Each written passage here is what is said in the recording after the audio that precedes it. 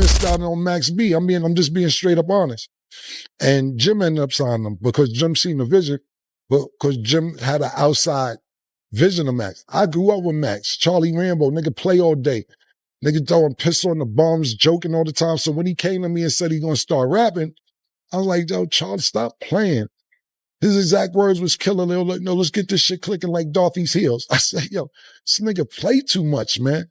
So sometimes you got to see the vision, but it's a lot of people that I seen that not necessarily still live in New York. They live outside of New York, and still people who live in New York who'll be like, Cam, I'm from Harlem.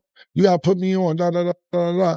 And it's like, bro, let me tell you one thing about Harlem. If you good or you hot, they going to support. Harlem can't wait to branch on to somebody that's good and say, yo, these niggas is hot, or this person hot. Let's move. Let's do it. Not only that, the other boroughs will pick up. Because you know how many niggas from Queens or Brooklyn or the Bronx, everybody come to Harlem, or at least they used to. So niggas will be like, yo, you got a Harlem nigga? You know how frustrating it used to be watching 100 niggas from Long Island get on? EPMD, Eric B, Rakim, motherfucking Bismarck E. Then you think about Queens, you think about LL Cool J, Tribe Called Quest, Nas, 50 Cent, Run DMC. The list goes on. Brooklyn, shit, Big Daddy Kane, motherfucking, all these people. So in Harlem, we used to say like, yo, Harlem got a jinx, man. Harlem got a jinx. I don't think none of us ever getting on because nobody had been on since Dougie Fresh, Rob Bass, or Kumo D. It was a drought. So Mase came and broke the drought. So our fans, we just sold out the Brooklyn Paramount less than 24 hours. Nobody had to double back and get y'all another dick. January 17th, Brooklyn Paramount, the double back. We calling it the Double Back Dawn. That's the name of this joint right here, the Double Back Dawn, Part 2. We coming out. We gonna make it a movie. You already know, Max Bigger Val signing out. Peace. I'm gonna keep it a buck. The wave didn't creep back, it crashed in. Max B is officially home, and the energy around his return feels unreal, like the city had been holding its breath for this exact moment. The second his feet touched down, the internet erupted, and Max Bigavelli, aka Charlie Rambo, started moving like time never even touched him.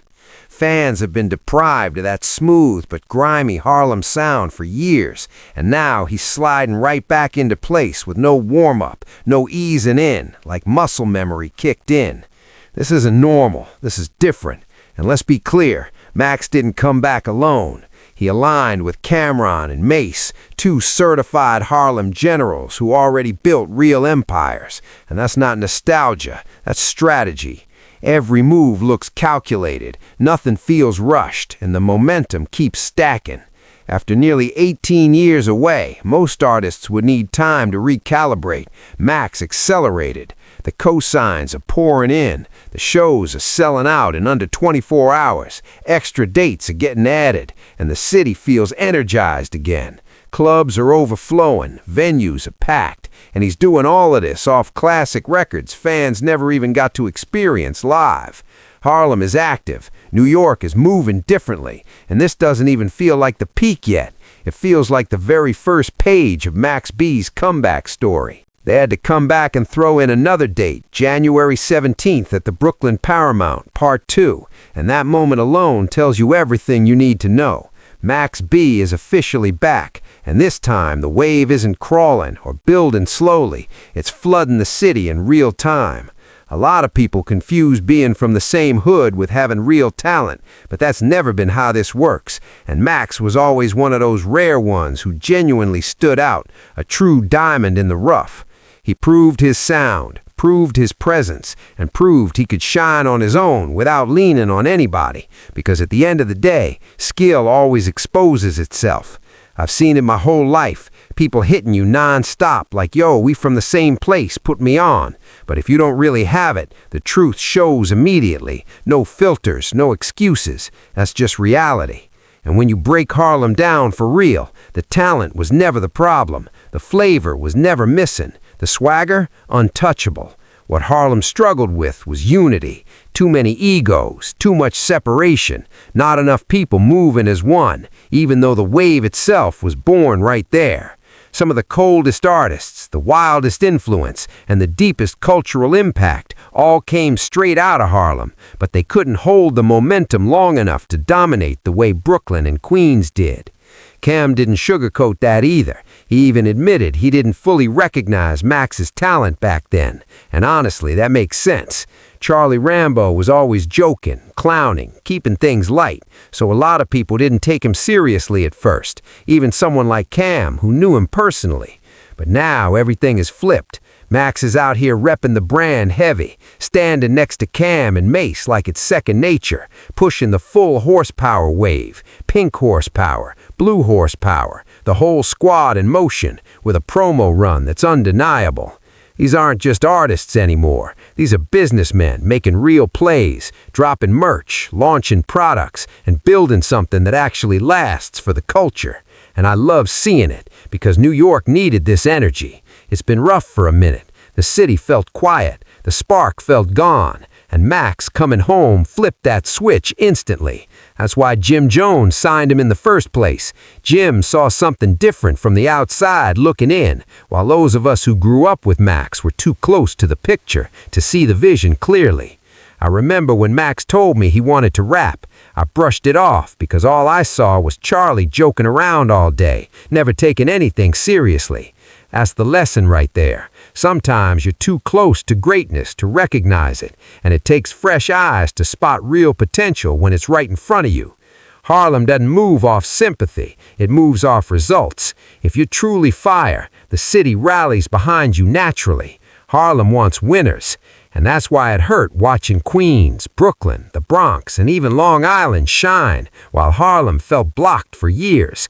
We used to joke that Harlem had a jinx. After Doug F. Fresh, Raw Bass, Cool Mo D, nobody really broke through until Mase cracked the drought. And now look at it. The energy is back. The movement feels real again. And Max B, standing in the middle of it all, feels like the final piece clicking into place. The wave didn't just return, it remembered exactly where it came from.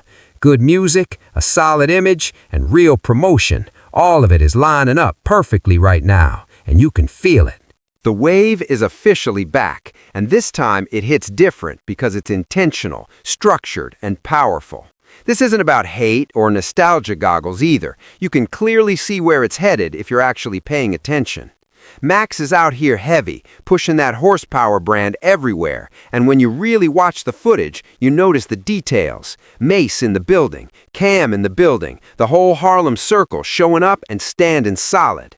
Max B is wild in the best way possible. His promo game is elite, his charisma effortless, his swag untouchable, and he naturally knows how to sell anything he puts his name on.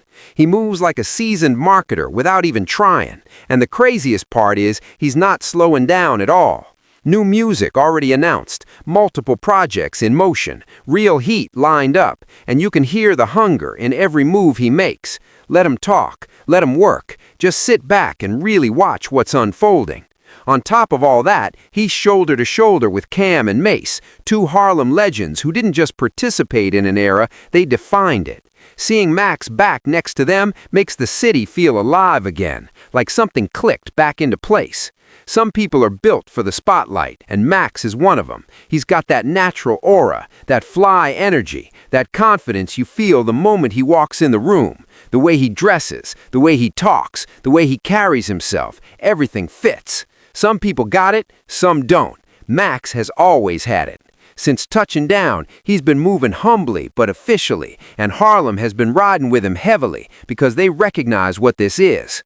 This whole setup is a perfect link-up, no debate. Max came home and immediately started doing numbers, outpacing a lot of people who never even left the streets. And I won't name names, but the contrast is obvious.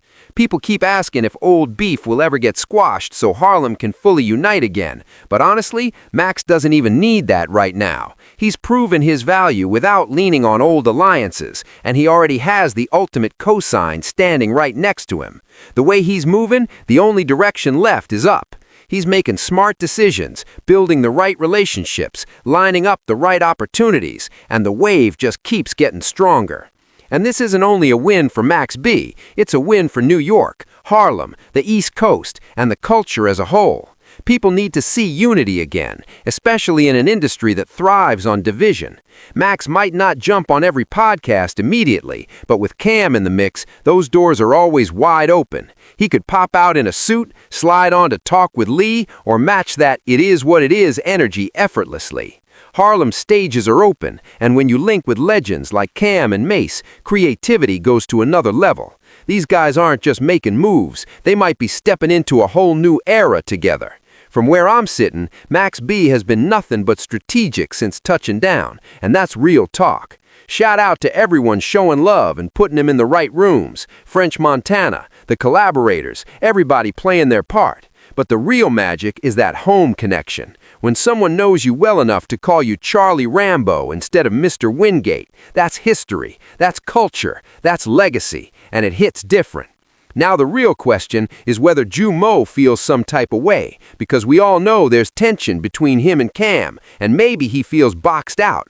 But truthfully, all these guys need to sit at the same table, make real moves, and bring that authentic New York energy back.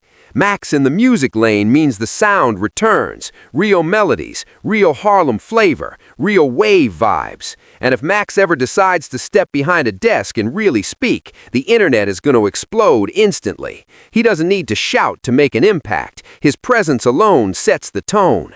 Every move, every project, every collaboration feels deliberate, and every single one is landing heavy.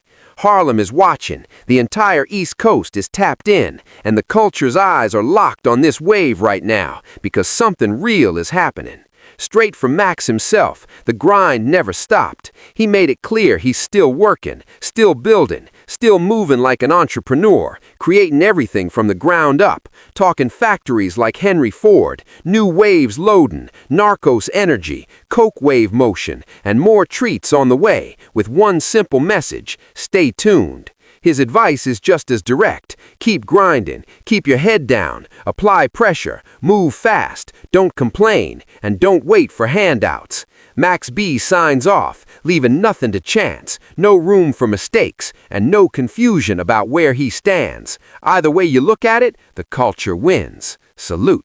And before you dip, make sure you hit that subscribe button for Drip Zed. Drop your thoughts in the comments, smash that like, share the video, tap that hype this video button, and help the algorithm push this out, because make no mistake, Max B is back.